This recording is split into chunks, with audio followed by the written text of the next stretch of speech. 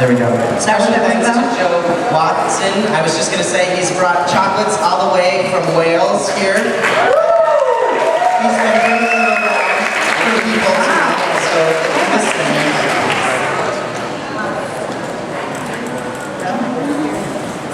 Thank you so much. Wow, look at this turnout. You guys rule. Wow. Oh. All right, so how does this start?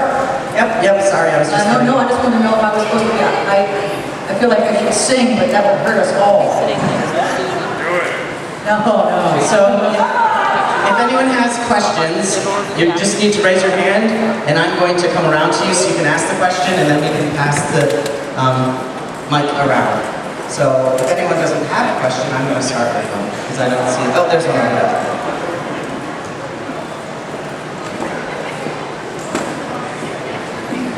Question for Jennifer. Yes. Tell us again about... I'm sorry, where are you? Oh, right there. Oh, hey, James Beaton. Hey. Tell us again about how the whole diary thing, where you said you wish you could have found a diary and go from You there. know that story. All right, yeah, when I was about 12 years old, I was hanging out with my dad and quiet in the car, and he said, "What are you thinking about?" And I said, "Well, I really was thinking that I'd like to be walking home from school one day and find the diary of another young girl, scoop it up under my jacket, and go home and, find out if she was thinking and fearing and yearning for the same things that I was thinking and fearing and yearning for." And he thought that was fairly interesting, I guess, and planted a little bit of a seed. And by the time Twin Peaks was born, he called me up and said, "Remember that whole diary thing we were talking about? Want to write a diary?" And I said, "Sure." And I was, when I wrote it, I was 20.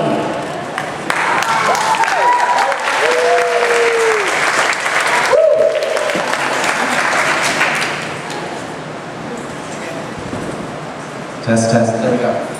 So, if you have questions, raise your hand and I'll come find you. But a question for all of you is, I wanted to find out how many of you, in terms of the casting process, met David or met just Joanna Ray? There it is. Because some people have said, oh, I just went through Joanna Ray and not David. So I was just curious. And if we can pass that mic down. Ed had raised his hand over here. The one male celebrity on our crew tonight is Boys' turn! Yes, I was the Norwegian translator in the pilot episode.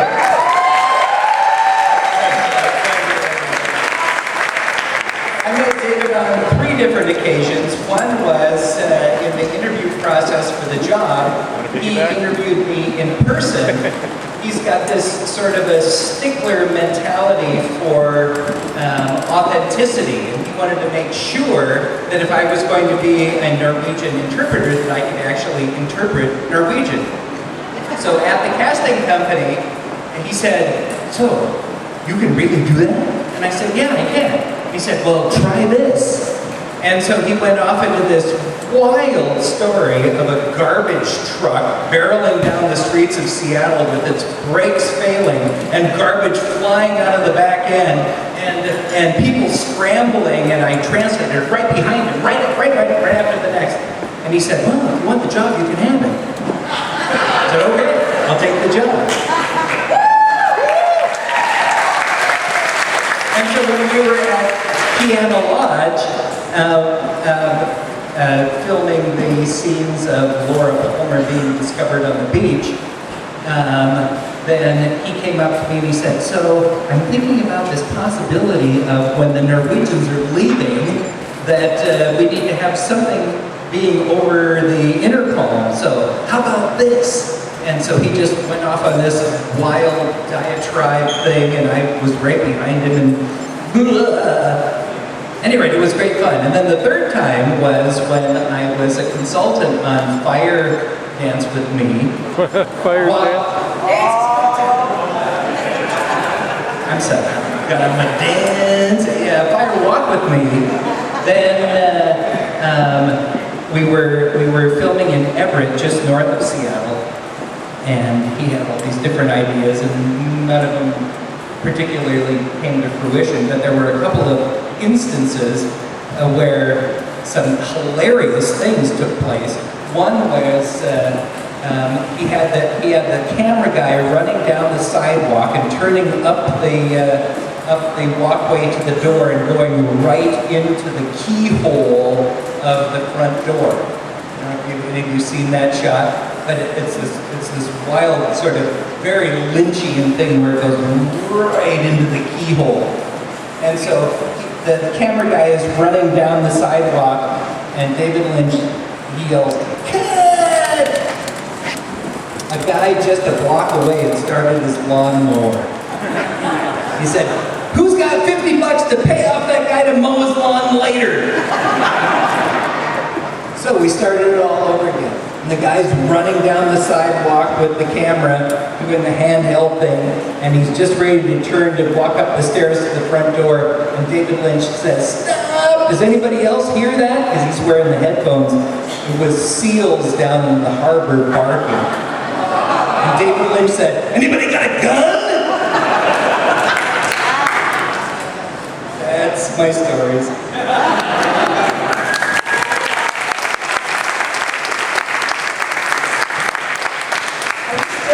About the audition.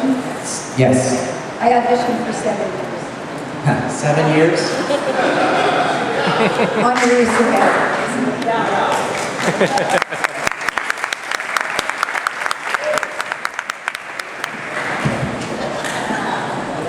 First of all, Sheryl Fenn, thank you. I'm a writer.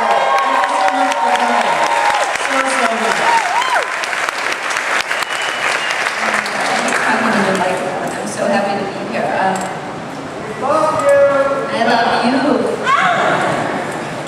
It smells so familiar here. I know that sounds weird, but out on the balcony yesterday, I'm like, oh my god, I'd forgotten I was supposed to move here or something. Let's see.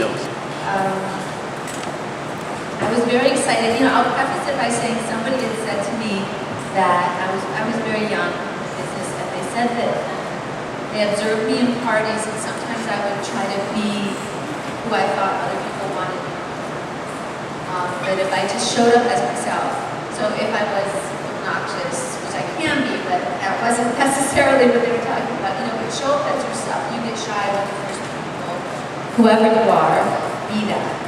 So poor David was the first person that experienced that. I was brought in. David said at the time I had a headshot and I had short platinum blonde hair. And he said, "You look like my daughter Jennifer." And that was when he saw my picture, the headshot, that was what drew me to him. It reminded me of Jen. And I stayed quiet in the meeting, so he did a lot of talking because that's how I get when I first meet people. And when he asked me what I thought about it, I said, well, everyone's sleeping with everyone. And, you know, I said what I thought. And, but he didn't mind. He's like, yeah, they are, you know, it's kind of just soap opera and this and that. He was just kind and he was sweet. And, okay, Joanna called my agent and yelled at her and said, you know, she could have been more positive and she should have done this and that. The next thing we heard that he wanted to write something for me. And, I was just blown away because, like I said, I was really young in the business and I respected him so much, and I didn't have anybody of his caliber that even paid me any mind. So I just remember him across the room, and he was sweet, and he was funny, and he just kept pursuing conversation because I was determined to stay there and be who I was, which was shy and scared, you know. I was young. So that was my audition experience. From there.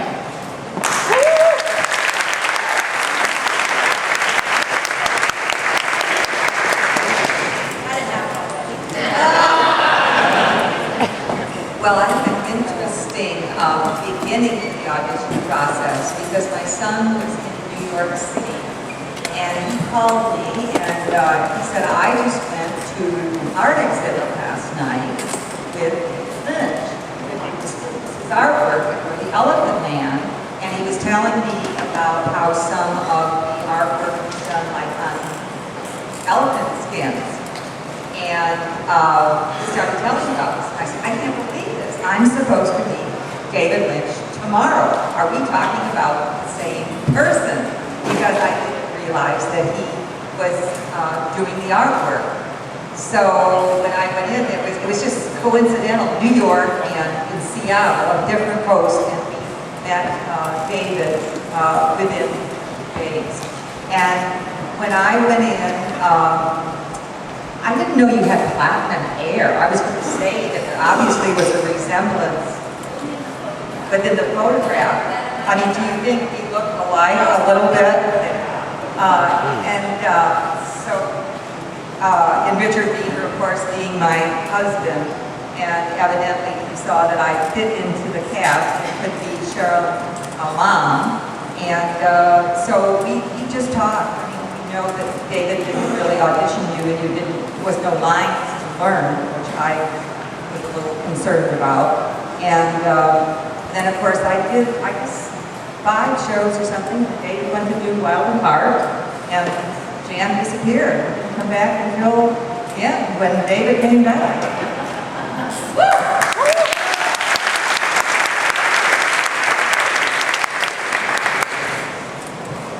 I have a very fuzzy recollection of the 80s. So the way it seems, my memory, the way I remember it, I think my manager called me and said, you got a job, why don't you go in, but you can't see the other person's lines. They gave me only my scenes, and they blacked out all of Kimmy's lines. And I was only to learn my lines, and they said, you can't bring any friends on the set. And I was like, what is this? And I didn't even, I saw the highlight with you guys, I thought it was fantastic. I said, why you guys are all here, it was great. But I had no idea what I was doing back then. I just showed up for work one day. It was such a strange thing to have all the other person's lines mixed out. I guess right when we did our scene, Kimmy, the whole Laura Palmer thing was really hot. And people were really hungry to find out about Laura Palmer. So unfortunately, that is my recollection, that I just showed up and I liked Kimmy very much. She was very sweet. I thought she was really fun to act with. She was really natural. I felt like it seemed like good casting for me to play her sister because she's so warm and a quirky voice. So that is that's the sum total, guys, of my.